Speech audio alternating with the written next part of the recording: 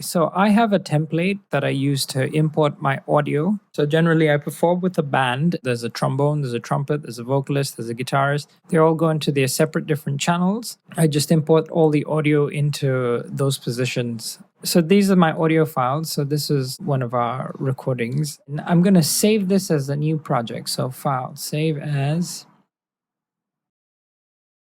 The reason I save it in advance is because if you save it in the template, it copies the information into the template, and we don't want that. So we want to save it before we start adding tracks into the template. If you want to use any of the sounds that you've recorded into another project, it's good to always name stuff well.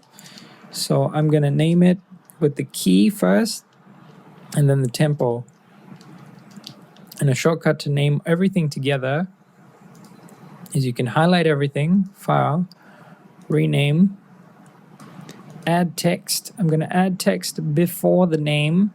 I'm going to add this text before each name. So all the names now have their key and they have their tempo, and I can add them in accordingly. Okay.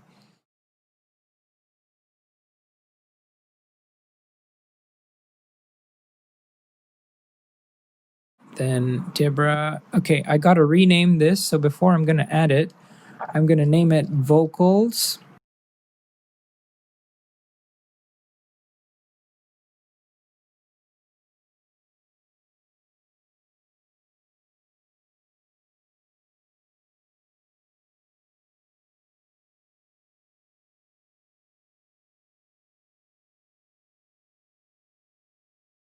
Now I'm going to add information in.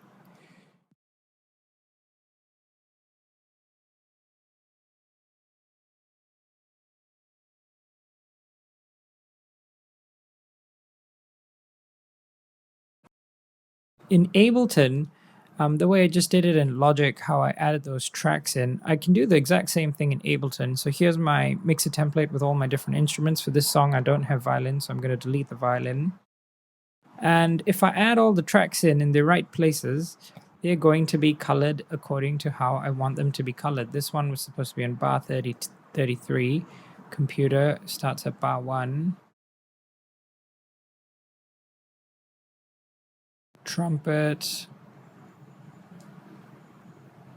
Trombone. Guitar. Yeah. So you can do the exact same process in Ableton. Yeah, just have to color everything and make sure they're all set in the right places. And also you need to check the BPM. So when you click the warp button over here, it has to warp to the tempo of the file. So that way it stays in sync.